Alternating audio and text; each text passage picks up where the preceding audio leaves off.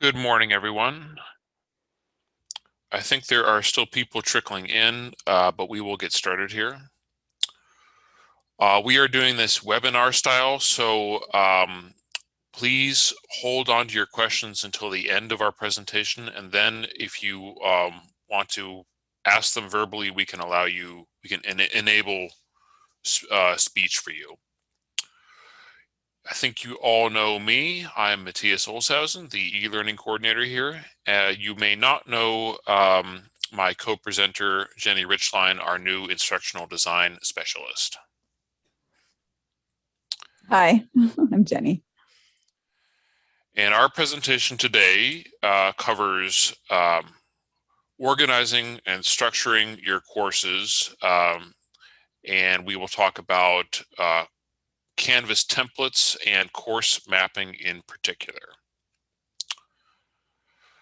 Before we get to some examples, I'll say a few words about why organizing your content and using structured modules in particular is very beneficial for your students. While there is no one right way to structure or organize your course, obviously different courses, different instructors, different students all merit a different approach.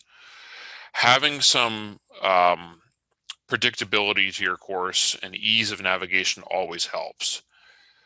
I have often told many of you to reduce your navigation columns to what's absolutely necessary. In similar fashion, when you are putting together your modules, it's helpful to minimize the number of chances a student has to get lost in the weeds. So it's including an introduction to your module, having predictable components makes the whole course more accessible to the average student. So we're going to get into some examples here.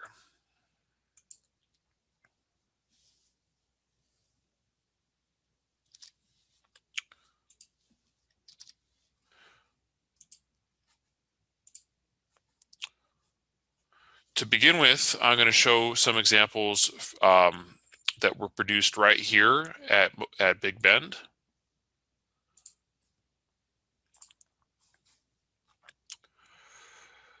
This is a DVS course, and it includes some module design aspects that I really like and think are good to share. So the modules here have been or reflect units in the course. So there's one for Canvas training. There's one for Google and Word document training, learner success, and academic advising. One thing you'll notice right off the bat is that each of these modules has an estimated attendance time. This could be something that you could adopt in your modules to give an estimated time of completion. Obviously, that's a little bit difficult to gauge with students progressing at different rates, but an estimate can give the students an idea of how much time they should budget for it and allow them to plan ahead. These modules mostly consist of pages, as you will see. This icon indicates a page. But if you look over it, you'll notice that there is a mix of content as well. Here is a discussion, an assignment, and a quiz in the next module. And you could include files and other item types as well. I believe it's a good idea to mix up the types of content in your modules.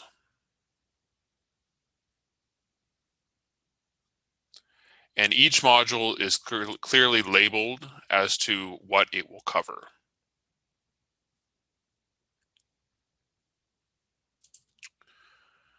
Here is another course. This is a public speaking course. Here too, the modules have been clearly labeled. They reflect a week's worth of content in each case.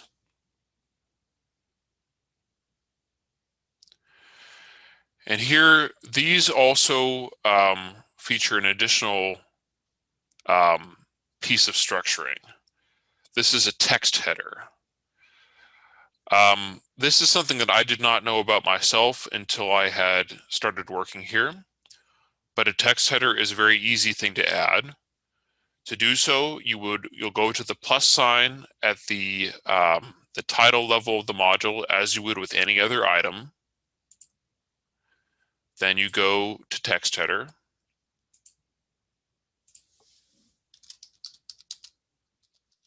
just going to call this test text. And this appears now at the bottom of the module and can be dragged and dropped to any location in the module. The text headers don't actually appear to the students when they are moving through the modules. They're not actually selectable as items. However, when the students are looking at the modules on this list, this breaks up the module a little bit, especially if you have a longer one. This gives them an idea of what that module is going to contain, and it also reduces it to subunits that are easier to digest at first glance. I especially like that these headers, they are very predictable. There's one that covers the content of the course of the module, and the second one highlights the homework due for that module.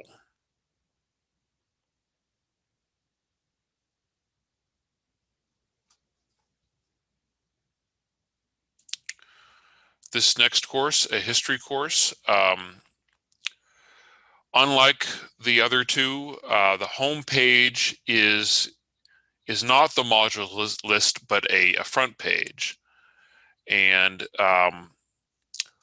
one great feature that this instructor has included is a video explaining the whole site. It, in this case, it is a defunct video, but you get the idea. You could do this with a YouTube video, with a Zoom recording, or potentially with a Panopto video as well. Let's take a look at the modules list.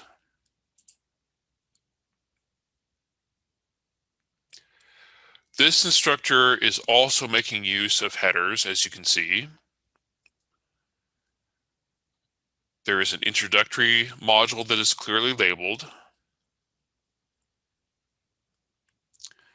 And then for each unit module, before the text header, there is a clear start point for that module. And this page lays out everything that will be covered in that unit.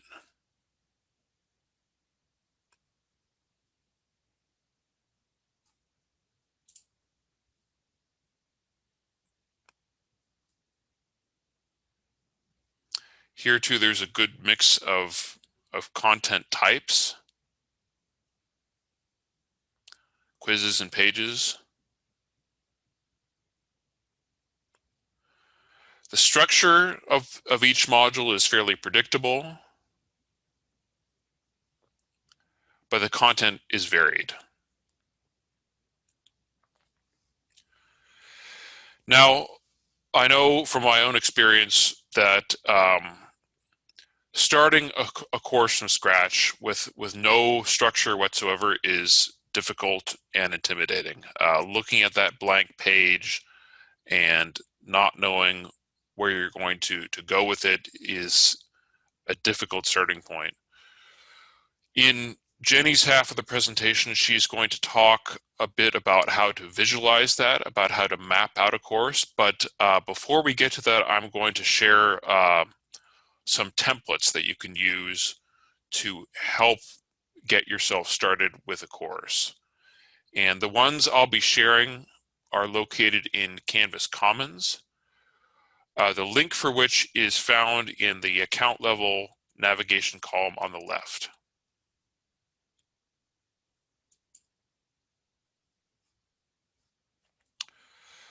Okay, this first one, which is tilted templates, was put together by the e-learning director for the Seattle colleges, Kevin Bowersox Johnson. This is a whole course worth of templates that you can download. Let's take a look at a few aspects of it. This page is a great thing to adapt if you want to include an introductory page for each module. There's a purpose section, outcomes, and Jenny will get into these more. A breakdown of what is going to be covered in the module, tips for success. And obviously these bars create a nice visual breakdown of what's going to be covered.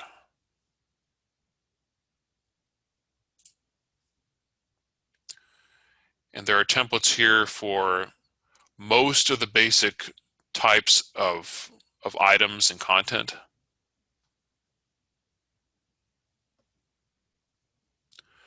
To import something from Canvas Commons into one of your courses, all you have to do is go to import/download, and this will give you a list of the courses you want to import it into. So, for example, if you had a blank automatically generated shell for the next term, it would appear on this list. So, for example, I don't have anything in my fall shell for Lib 101, so I could select that. And then when you log into that course next, you should see all that template material, and you can use as much or as little of it as you want.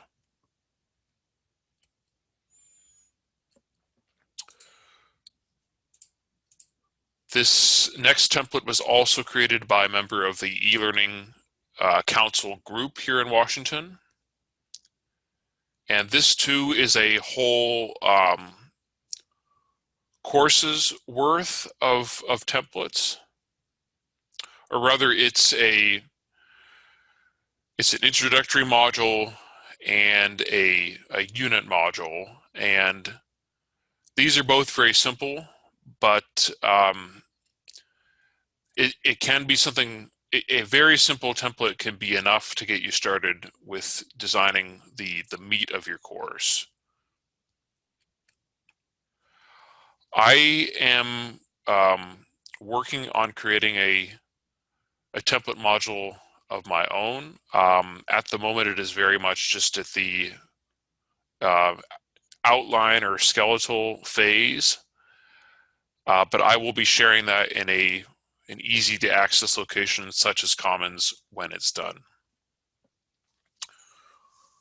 To sum up my half of this presentation, I would say that there are a few mandatory components to modules if you are going to make true use of them, and then there are a few that are optional but very helpful. It is extremely helpful to have an introductory page or something else that breaks down all the content that's going to be covered in your module. I would consider that a mandatory component. Having a syllabus to your course is mandatory. That too breaks down everything that you're going to cover. Having a trimmed down navigation column is mandatory in my book. But having something like a text header, very helpful, not mandatory. It is certainly possible to create a structured a useful module without that. Having a resources or tool module that introduces the course or is featured at the top of the modules list is also very helpful, and I see that in a lot of well-designed courses.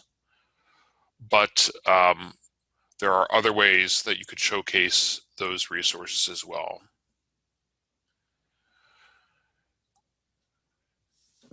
I will now turn this presentation over to Jeni.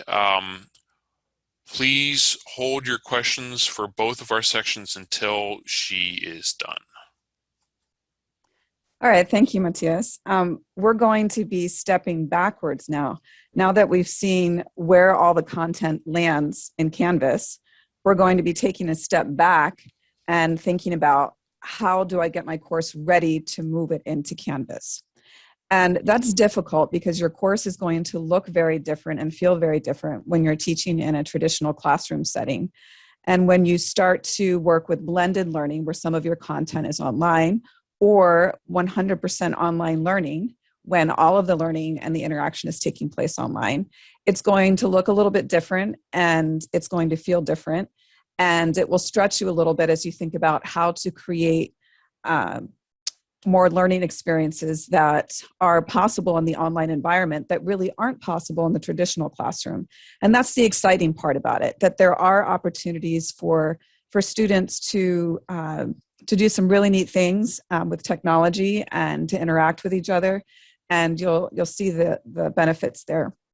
So if you noticed in all of the courses that we looked at, the modules have 4 components. You'll see the introductory page for the module. That's where usually the course outcomes are found, or the module level outcomes. And you'll see just a brief outline of that week. And so that's the first thing, just a basic statement of the outcomes for that particular module. The second thing that you see in each module is some form of instruction, whether it's a reading, a video, a tutorial, a lecture, infographics, images, demonstrations.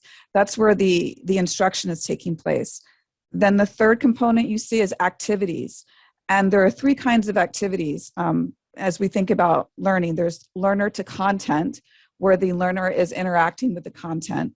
There's learner to learner interaction, and there is learner to instructor interaction. And all of these can take place in different ways, but they should be taking place in the course. The next and the final piece is when students demonstrate what they've learned, and that's the assessment piece. But we can't forget formative assessment and self-assessment, because these can also be in the module to help students know what they don't know and to think about whether or not they need to go back and review. So in thinking about moving an entire course into an online environment, it helps to have a course map. And I'll share you one that's been designed specifically for people using the Canvas LMS. And so it's designed with this LMS in mind, and each row in this course map is a page or an activity or an assignment, a quiz in Canvas. So each row here is where you can put content. The reason why I'm recommending mapping out a course first before moving it into Canvas is time. That's one reason. It will save time because you can see all of your content at one glance. As you noticed in Canvas, all we saw today were headings, and you have to click on one of those headings to see the content inside that page or inside that assignment. That's going to make it difficult if you're building out a course within Canvas without doing this first step. This first step helps you to put your content all in one place where you can see it. So this is what a one-week module might look like as an instructor is building it out. And so all of the content that will be inside of those pages is now easily visible, and things can be cut and pasted and moved around a little bit. And when it's ready to go, it's actually very simple to move this, copy and paste into the pages and to get it set up. Now, some instructors prefer to do their first module this way and get it established in Canvas.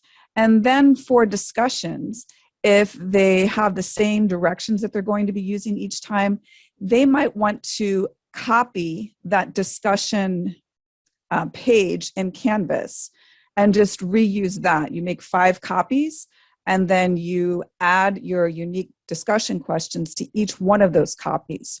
So that's another time-saving tip when you're building out a course, is to get that basic structure for a discussion or an assignment that's going to be used more than one time in the course. And then once you're in Canvas, copying that page and then adding the new information on each page. Now, you can't do that as easily with quizzes. And if you want to copy an entire module, there's also some things you need to keep in mind, but that's also possible to create that first module with all of the pieces and to have it ready to go, and then copy an entire module several times and then add the content for each module. So looking back at the course map here in front of us, you can see on the left where it's a Canvas page or a quiz or a discussion or an assignment, or in this case, it's called project, and it will be graded. So the first introduction piece is where you're going to put your learning outcomes. It's extremely helpful to match each learning outcome with the activity or instruction in that module so that it's evident what they're working towards and what they're doing. And that's a component that Washington State and Quality Matters, they look for that. Are the activities linked with the learning outcomes? Is the instruction clearly linked with the learning outcomes? So if that's stated up front, that's very helpful to the learners. The other thing that goes here, as was mentioned, is maybe a module checklist. So it's an overview of what needs to be accomplished that week. And speaking of checklists, you'll notice that each module has a little green check. And as a student who's taken different courses in Canvas, it's so nice to finish a page and get that green check. Breaking down your content into smaller pieces. For example, here we have lecture 1. This is a 5 to 7 minute talk. So I do have an estimated time as to how long this is going to take me. I'm going to watch this video. And when I'm done this page, I get that green check in Canvas. It's motivating, I can tell you from personal experience, to finish one of these activities and move on to the next page. It helps me pace myself as I go through the material, and it helps me know what I've accomplished and what I still need to do in this week.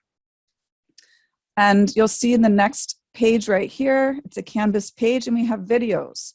And I'm given a reason for watching this video, what I need to be looking for, what I need to be doing while I'm watching the video. So you want to avoid just providing an activity or providing something without adding that reason and giving them some direction as to what they need to do with that content. There's a quiz next, and in this case, it's a practice quiz. So this would fall into self-assessment. It's not the final assessment for this week. Quizzes can be used in so many ways. You can use them for some learner to content interaction.